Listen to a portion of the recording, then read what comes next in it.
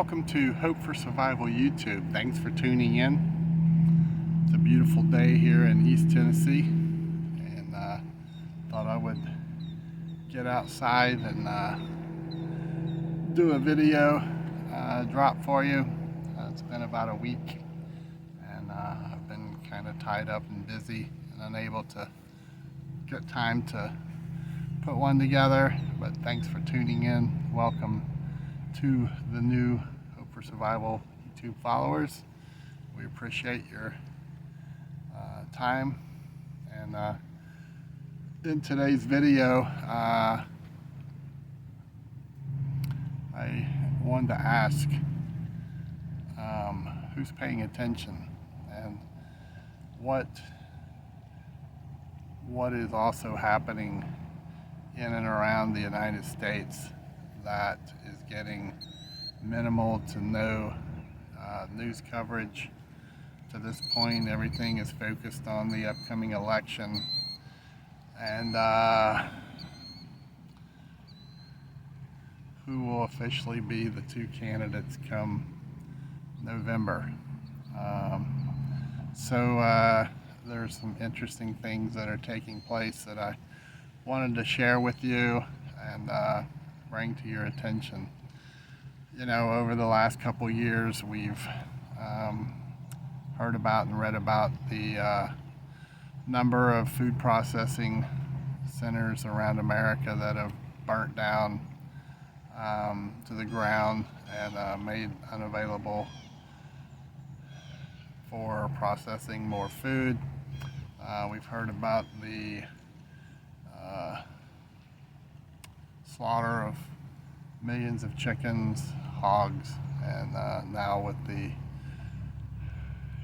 cattle virus and being transferred to humans, had our first death from that. And I came across a couple stories of interest. I shared with you a month or so ago in reference to how the state of Oregon was curtailing water rights to farmers and homeowners with gardens.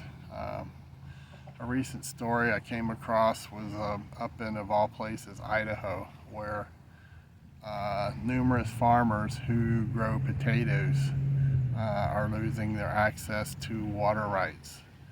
And this is a legal problem over landowner rights to access to water after the primary locations get the water they have the rights to legally, and these curtailments is cutting off water to these potato farmers, and it's basically going to turn thousands of acres into dust bowls, and you're not going to be able to grow potatoes there.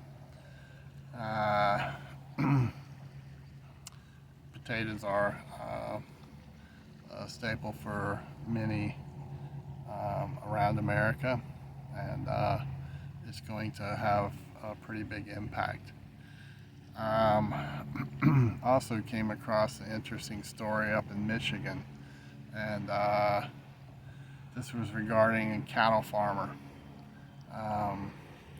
This is kind of an Aaron Brockovich story, but in the years past, there was a company, and they got the legal go-ahead to use reprocessed human waste to then take out and use as fertilizer on these cattle farms. And then years passed, and now numerous soil samples are showing that the soil is harmful to the cattle, which would then mean for consumption to humans. And this is the impacted farmers are being put out of business, and basically it was farmers who were building reputations and building their business to pass down to their children someday, and now they have been given a shutdown order from the government that they can no longer uh, have cattle and process cattle. So they have all these heads of cattle there and they can do nothing with them because they can't be sold for human consumption. So there's bits and pieces of this that are happening from state to state, and this is having bit by bit, it's having impacts on local communities and even greater. So the interesting thing here is while these families are being shut down and these businesses taken away from them, which has a great impact on the family, it has an impact on the community, available jobs and available food. We see Bill Gates still buying up land in masses that is going to take away access to more land to grow food. And if you think about it, if you look at the available farms today compared to at the end of World War II, we roughly have 3 to 4% of the farms today that we had at the end of World War II. And as times get harder to get access to food, because so much of our food now is coming in across the border, one, availability of food, and two, do you even know what you're eating? So this goes back again to the stress of why it is so important that we all do the best we can to grow some degree of food to have available for healthy eating and access to food in general, and being aware of where in your local community you can go and obtain meat that's healthy, and to support your local farmers and ranchers. You know, just know the key questions to ask before you go and purchase these products. How it's grown, is it grass-fed, no vaccinations, and so forth, how it's processed, and get it while you can, because the FDA is continuing to put harder and harder restrictions on availability to these products, and this is causing the prices to go up because it's harder and harder for farmers and ranchers to grow these products and afford it to keep them, and then to some degree make a profit off of what they're selling. We as citizens have got to be aware it's not business as usual. Products are much, much more expensive, and to eat healthy you're going to have to pay a higher price, and for some folks that's difficult, and that means it's a sacrifice because of budgets. So the noose is getting tighter to eat healthy or even obtain products.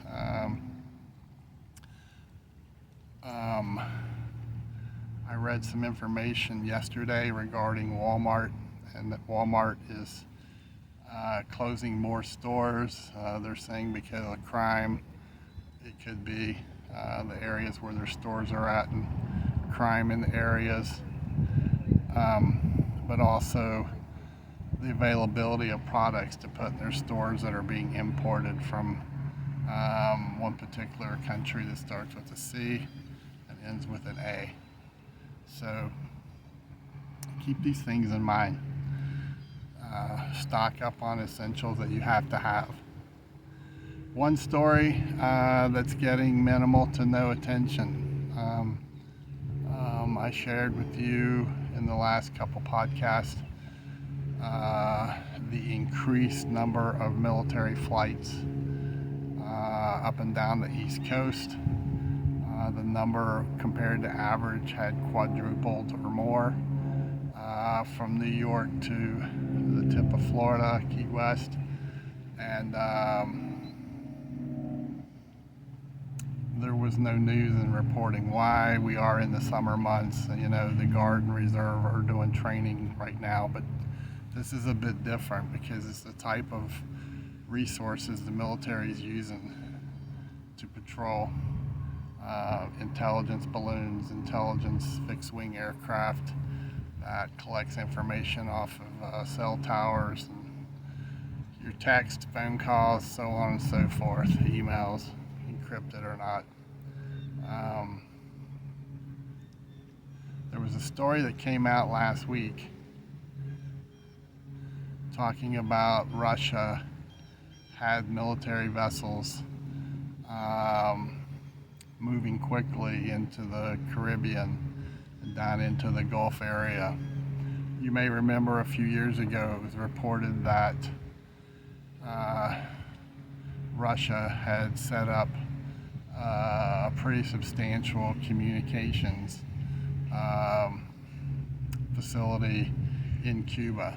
That story kind of faded away and nothing really came out of it except that this facility remained in Cuba operational. So with these Russian vessels that are coming down into this arena, there's reports that Russia, Cuba, and Venezuela is going to conduct military exercises on some grounds and also in the air. So this is about 6 weeks after the U.S. started increasing all the flights, military flights up and down the East Coast. And then reports started surfacing that we were trying to locate a Russian submarine or two that carried a specific weapon aboard that starts with an N, and it had somehow slipped through and was somewhere in and around the Gulf Coast to the United States. This is beyond concerning, but the question is, why is it not being talked about in our media or in the news? So everyone's focused on the election, but no one's focused on this is a pretty grave threat to the southeastern and eastern coast of the United States. Hopefully more information will come out on that as in the near future. As time goes forward, we will see what happens, but you need to pay attention to this point in topic. There's also news that just came out again regarding chatter that's being intercepted, directing members of ISIS-K to start striking targets globally. This could be in the United States or abroad. So it's vacation season. A lot of folks are going on vacation right now. They don't think twice about booking and going abroad. Hopefully your stay in these foreign locations will be short enough that your footprint will be minimal, and it will be hard for any type threat to set up surveillance and targeting on a family.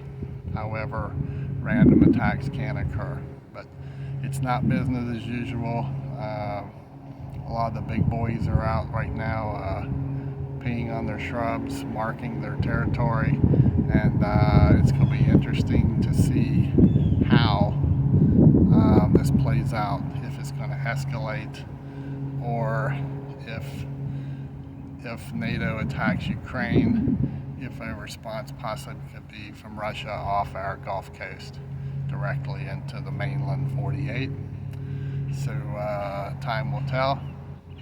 I can tell you is to keep preparing, stay vigilant, monitor what's happening, go read alternative news.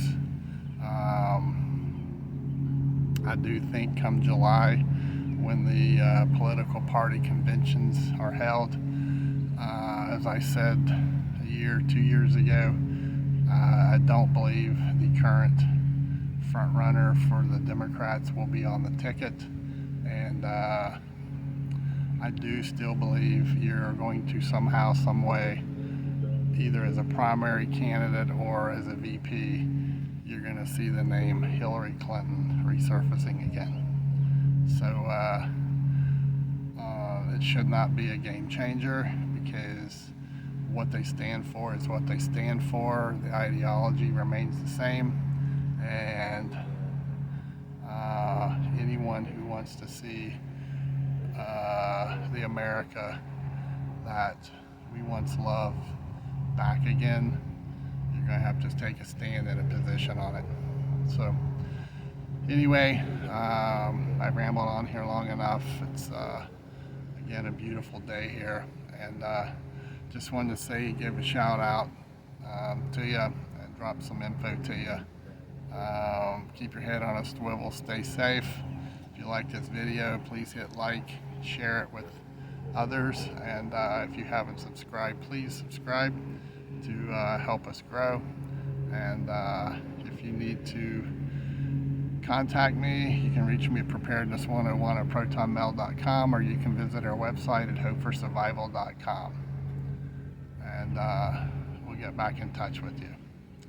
So be blessed, and most of all, don't forget to give thanks. We are blessed people. Bravo Echo out.